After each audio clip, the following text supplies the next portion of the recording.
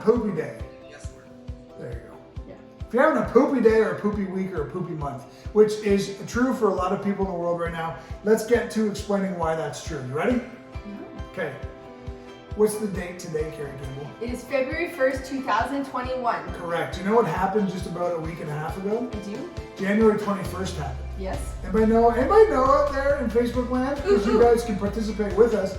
Anybody know what January 21st represents? Carrie Campbell? I know. What is it? It represents the day that people abandon their New Year's Eve goals. Correct. Resolutions. That's 100% accurate. So January 21st is considered the date. It's not considered. It has been statistically proven to be worldwide the date that the vast majority of people who set New Year's resolutions abandon them. There's an irony to that. How's that? Because scientific data also represents that it takes 21 days to form a new habit. That's actually a great point. And it's January. That's really interesting. That's a really great point. Anyways, And you can't take that with a grain of salt. Right. You can't, because there might be people listening and watching right now who say, no, I'm still pursuing my New Year's resolutions, or I never made New Year's resolutions. But you gotta appreciate the entire context. The holiday season represents a very different time for people. Things slow down. There's more festive. There's Home Alone is on TV every night. How can you not smile? right. Elf is on TV every night. Yes. I mean, granted, I understand that for a lot of people, the holidays are actually quite sad, but they're different. I'm not saying they're better or worse, they're different, okay? And then you move into the new me, new year kind of syndrome. And I am ardent that I have not made New Year's resolutions for 30 years. And yet, even I will sit here admitting that I feel different when the new year rolls around. Yeah. It feels fresh. It feels like a new start. And what happens is, by the latter part of January, you start to recognize that it's actually not different at all. True. And or if you created resolutions, you likely realized that the romantics of creating them are not meeting the pragmatics of achieving them. Right.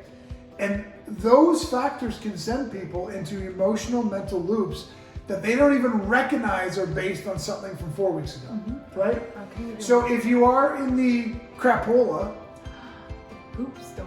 the poop store, that was great. Even Chase laughed at that. That was good. If you're in the poop store, don't at all be remiss about the fact that that could be a contributing factor. Absolutely. Here's the other contributing factor that most people don't pay any attention to, the wolf moon. Yeah. So the first full moon of every new year happens right around the end of January. It's always there, and yet historically the wolf moon essentially has a very spiritual context, okay? Essentially, it is after the winter solstice. It is the first full moon when the earth really starts rotating back towards the sun if you're in the northern climate. We're in Florida, so that doesn't really affect us in that respect, right? But it's the coming of spring. And spiritually speaking, it is the most emotional moon of all the lunar phases, because it embodies this whole context that the winter solstice is over. We're now careening towards the spring and the rebirth and the newness, and that the real objective of life when the wolf moon is upon us is to release the things that no longer serve us and intend the things that we want differently. Right. Now, I'm a pragmatic guy, but I'm going to tell you something. About 10 years ago, Carrie Campbell started talking to me about how I was probably more affected by the lunar cycle than I realized. I thought she was bent. I thought she was in the poop store. Most people tell me that when I do make that suggestion. But you know what my wife did? For about 3 years, without even telling me, she started tracking my general mood and demeanor against the lunar cycle. And then 3 years later, presented me with data. She's not wrong. More people are affected by powerful moons than they realize. And it's so true for me. I can go into skids of emotional disturbance, mental lethargy, sadness, anxiety, and I'm not any of those things naturally. Oh, Carrie Campbell wants to talk. She's like she's pawing at her own legs. No, I just have something to say when you're Okay, done. we have a lot of time left in I this know, show. I'm just just waiting. saying. I was just waiting. But the data proved clear. Like, I am so affected by the full moon, but especially the wolf moon. There's no question about it. So those are two factors I want you to consider. So I want to carry obviously the goals one is huge, but I actually want to address the whole moon thing for 1 second, because oftentimes people are very cynical about that. And look, the truth is that I think that everybody should believe in what they choose to believe in, right? And I think that one of the most important things for me, I'm sorry, Frank is killing me. I don't even know what he's doing. Sign language to somebody. Sorry.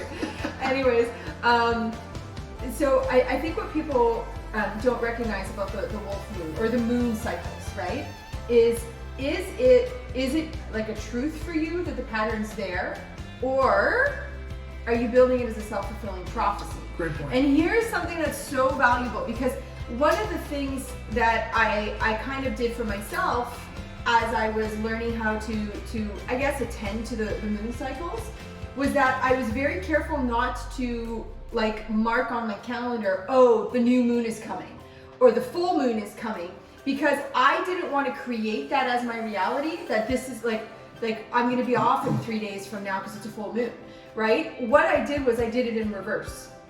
I increased my awareness to my own energies, my own moods, my own fatigue, my own physical symptoms on a scale day to day. And then if I hit like a particularly rough patch, one of the things that I would check was, where's the moon right now? Along with things like, where's my hormone cycle? But over the course of, like, for myself personally, like 5 years of data, I was able to track that it wasn't coincidence anymore. Right. But it's not like, you really have to appreciate that it's not like I knew the full moon is coming. Right? And so oftentimes the way it goes in our house is, and you know, one of the kids will be talking